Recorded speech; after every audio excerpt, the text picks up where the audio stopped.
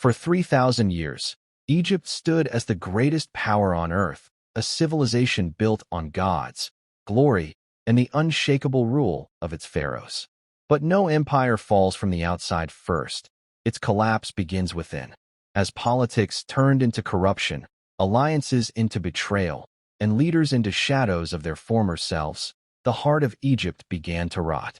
Priests fought for control, generals broke their oaths, and the throne itself became a prize in a deadly game. The Nile, once a symbol of life, now witnessed famine, rebellion, and fear.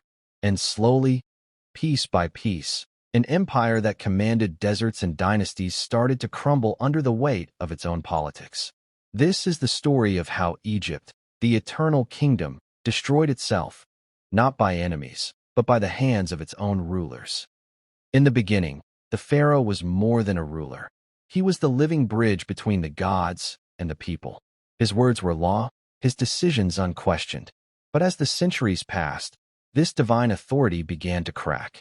Weak pharaohs inherited strong thrones. Children became kings. Advisors became manipulators. And slowly, the throne that once guided a nation became a battlefield of ambition. For generations, religion had been Egypt's backbone. But now, it became a political weapon. Priests of Ammonius grew richer than the kings they served. Temples controlled vast lands, armies of workers, and unimaginable wealth. Soon, the pharaoh was no longer the supreme power. He had to negotiate with the very priests who once bowed before him. The state lost unity. The temples gained control. And every city whispered the same fear. Egypt has two rulers now. As greed grew, justice disappeared. Tax collectors filled their own pockets before filling the royal treasury. Officials forged documents, stole grain during famine, and blamed the heavens for disasters they created. Ordinary people suffered while the elite feasted. Cities protested. Villages rebelled. And trust, the foundation of every kingdom, began to collapse. The Nile still flowed, but the flow of honesty, loyalty, and order had stopped. For centuries, Egypt's army had been the shield that protected its borders. But politics seeped into the ranks. Generals became politicians.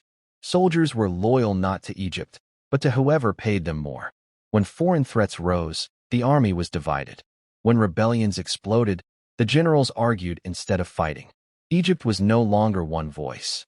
It was a chorus of competing ambitions. Civil war did what no invader ever could. It tore Egypt from the inside, ripping apart the very foundations that held the empire together for thousands of years. Brothers fought brothers. Families divided by ambition and fear. Princes raised armies against their own blood, while generals, once loyal defenders of the kingdom, turned their spears toward the throne itself. Power became a prize worth killing for, and the throne changed hands not through wisdom, not through destiny, but through blood. Every new ruler stepped forward with the same promise: stability, peace, restoration. Yet every reign delivered only more chaos. Laws crumbled, cities starved, armies fractured. And while Egypt fought itself, while it bled its strength in civil disputes and palace conspiracies, the outside world watched with hungry eyes. Foreign kingdoms studied Egypt's weakness, waiting for the perfect moment to strike. And when that moment came, when the final blow fell, Egypt had nothing left. No unity, no army, no breath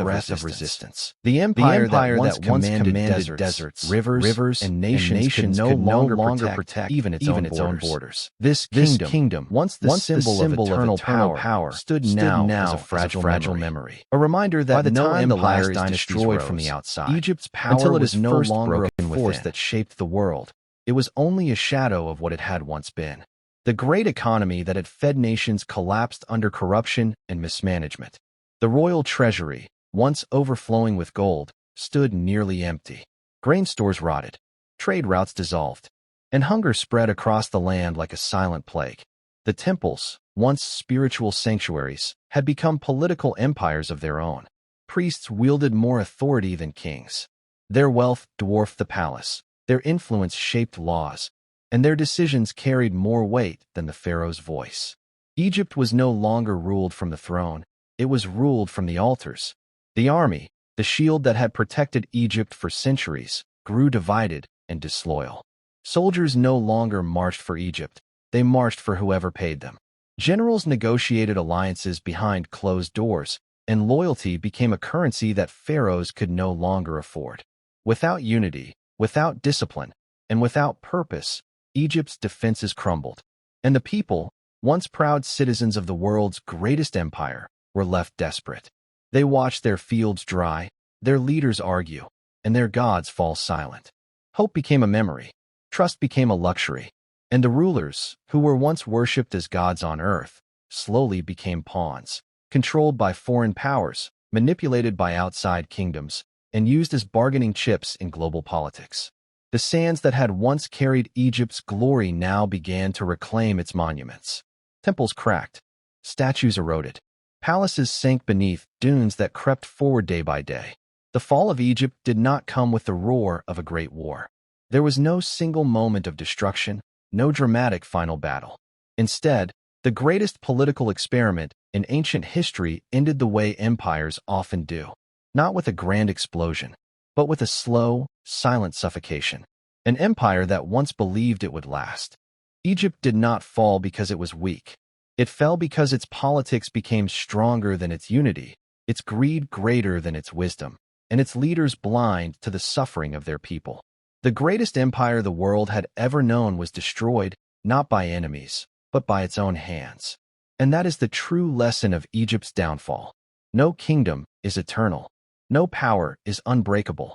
And when politics become poison, even the mightiest civilization can turn to dust.